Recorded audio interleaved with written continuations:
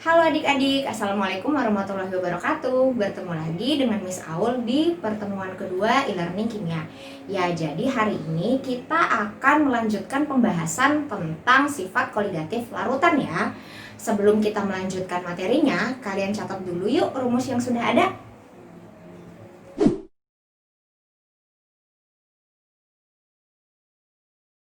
Oh iya, kalian masih ingat nggak tentang pengertian sifat koligatif larutan?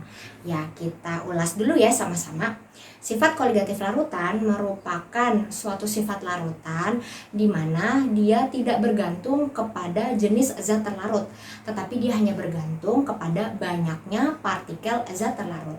Nah, karena larutan ini hanya bergantung kepada banyaknya partikel zat terlarut, atau dia hanya concern kepada banyaknya partikel zat terlarut, lalu apa sih dampaknya?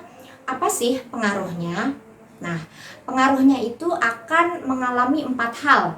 Yang pertama, akan mengalami penurunan tekanan uap. Yang kedua, akan mengalami kenaikan titik didih. Yang ketiga, akan mengalami penurunan titik beku. Dan yang terakhir, akan terjadi tekanan osmotik. Supaya lebih jelas, kita bahas ya sama-sama. Yang pertama, penurunan tekanan uap. Penjelasannya seperti ini. Suatu larutan itu nilai tekanan uapnya selalu lebih kecil atau lebih rendah daripada tekanan uap pelarut. Kenapa seperti itu? Karena pada larutan itu terdapat molekul zat terlarut yang menahan terjadinya penguapan. Coba kalian bayangin, ketika pada gelas kimia itu hanya berupa pelarut atau hanya berupa air murni, pasti akan lebih mudah mengalami penguapan begitu. Tapi ketika si pelarut itu sudah terkontaminasi dengan zat terlarut, ya kan, sudah terdapat molekul zat terlarut, maka proses penguapan itu akan tertahan. Oleh karena itu, nilai dari tekanan uap larutan selalu lebih kecil daripada nilai tekanan uap larut. Lalu, bagaimana kita bisa menghitung besar penurunan tekanan uap? Ini dia rumusnya. Delta P sama dengan P0 dikurang P. Nah, delta P sama dengan P0 dikurang P. P0 adalah tekanan uap pelarut. P adalah tekanan uap larutan. Nah, berarti di sini sudah terlihat ya bahwa P0 itu tekanan uap pelarut itu nilainya lebih besar daripada tekanan uap larutan. Begitu. Nah, ini adalah cara yang pertama. Cara yang kedua, kalau misalnya kita mau menghitung berapakah besar penurunan tekanan uap, tapi sudah diketahui data atau informasi dari zat terlarut, maka rumusnya adalah delta P sama dengan P0 dikali XT. Atau kasus yang kedua, kalau diminta menghitung berapakah nilai dari tekanan uap larutan, rumusnya itu adalah P sama dengan P0 dikali XP. Atau tekanan uap pelarut dikali dengan fraksi mol pelarut. Seperti itu ya kira-kira, mudah-mudahan kalian paham. Nah, sekarang yang kedua, kenaikan titik didih atau delta TB. B itu adalah boil, didih. Jadi begini kira-kira, kenapa ketika zat terlarut itu lebih banyak, ya kan, akan mengalami kenaikan titik didih? Kenapa seperti itu? Jawabannya itu karena begini. Untuk mendidihkan pelarut saja, untuk mendidihkan air murni saja, itu dibutuhkan suhu 100 derajat Celcius. Nah, misal nih, kalian mau membuat susu, atau kalian mau membuat sirup, atau kalian mau membuat teh, ya kan? Berarti kan dengan kata lain, si zat pelarut itu kan sudah terkontaminasi, atau bereaksi, atau tercampur dengan zat terlarut.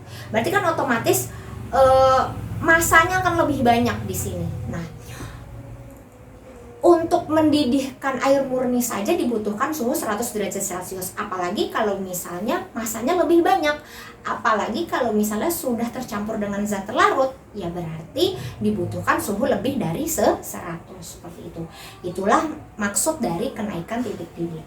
Sekarang kita lihat rumusnya. Bagaimanakah kita mau menghitung berapa besar kenaikan titik didih? Rumusnya itu adalah delta TB sama dengan TB dikurang T0B. TB itu adalah titik didih larutan. T0B adalah titik didih pelarut. Nah, berarti di sini jelas ya bahwa titik didih larutan itu nilainya selalu lebih besar daripada titik didih pelarut.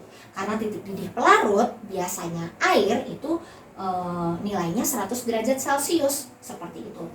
Sekarang untuk cara yang kedua, kalau misalnya kita diminta untuk menghitung berapakah besar kenaikan titik didih, tapi sudah diketahui data dari zat terlarutnya, sudah diketahui nilai molalitasnya, rumusnya itu adalah delta TB sama dengan KB dikali M, di mana KB itu adalah tetapan titik didih pelarut, sedangkan M itu nilai molalitasnya. Masih ingat kan ya kalian molalitas itu rumusnya seperti apa? Di mana gram per ml dikali 1000 per P, seperti itu. Mudah-mudahan kalian paham ya. Sekarang yang ketiga, mengalami penurunan titik beku. Nah, tadi kalian sudah paham konsep tentang kenaikan titik didih, di mana untuk mendidihkan larutan dibutuhkan suhu lebih dari 100 karena ada zat terlarut di dalamnya, ya kan? Nah, sekarang bagaimana kalau kita mau membekukan suatu larutan? Begini, untuk membekukan pelarut saja, untuk membekukan air murni saja, itu dibutuhkan suhu 0 derajat Celcius. Nah, menurut kalian, kalau misalnya kalian mau membekukan susu, kalian mau membekukan es krim dan segala macam yang intinya pelarut itu sudah bergabung, sudah terkontaminasi dengan zat terlarut, menurut kalian itu suhunya itu, menurut kalian itu suhu yang diperlukan itu harus di bawah 0 atau di atas 0? Jawabannya seperti apa? Ayo. Ya, jawaban yang benar itu berarti kita membutuhkan suhu di bawah 0. Kenapa seperti itu? Untuk membekukan air saja, pelarut saja, itu dibutuhkan suhu 0 derajat Celcius. Ya berarti kalau kita mau membekukan larutan dibutuhkan suhu di bawah dari 0. Dengan kata lain berarti kita membutuhkan suhu minus untuk mengubah yang tadinya masih berbentuk cair menjadi berbentuk zat padat. Gitu. Mudah-mudahan kalian paham ya. Nah, sekarang kalau misalnya konsepnya diminta untuk menghitung berapakah besar penurunan titik bekunya, rumusnya itu adalah delta TF sama dengan T0F dikurang TF. T0F di sini adalah titik beku pelarut. TF adalah titik beku larutan. Nah, di sini udah jelas ya. Tadi kan Miss Aul menjelaskan bahwa di mana titik beku larutan itu suhunya itu selalu di bawah 0 atau minus. Ya berarti dengan kata lain, kalau kita mau tahu berapakah besar penurunannya, ya berarti titik beku pelarut dikurang dengan titik beku larutan. Nah, dimasukkan ya nilainya, titik beku pelarut 0 derajat Celcius dikurang dengan titik beku larutan. Seperti itu. Nah, sekarang kalau keadaannya diminta untuk menghitung berapakah nilai penurunan titik beku tapi sudah diketahui nilai molalitasnya, maka rumusnya itu adalah delta TF sama dengan KF dikali M, di mana KF itu adalah tetapan titik beku pelarut dikali dengan M atau molalitas. Masih ingat ya kalian penjabaran dari molalitas, yaitu gram per ml dikali 1000 per P. Nah, sekarang yang keempat, adanya tekanan osmotik. Tekanan osmotik itu apa sih Miss Aul? Nah, tekanan osmotik itu adalah suatu tekanan yang posisinya itu berada pada atau berada saat perpindahan yang tadinya masih berupa pelarut murni, kemudian tercampur dengan zat terlarut, ya kan? Jadi ini pelarut murni dan ini zat terlarut. Mereka bercampur. Nah, saat mereka bercampur, mereka bereaksi, disitulah ada tekanan. Ada tekanan di situ, ada gas di situ. Itulah namanya tekanan osmotik. Rumus dari tekanan osmotik itu V sama dengan M dikali R dikali T, di mana M adalah molaritas, kepanjangannya gram per ml dikali 1000 per volume, dikali R. R adalah ketetapan gas ideal, yaitu 0,082, dikali T. T adalah suhu. Jadi kalau kita mau menghitung ini harus dikalikan suhu, tapi suhunya harus diubah menjadi Kelvin ya.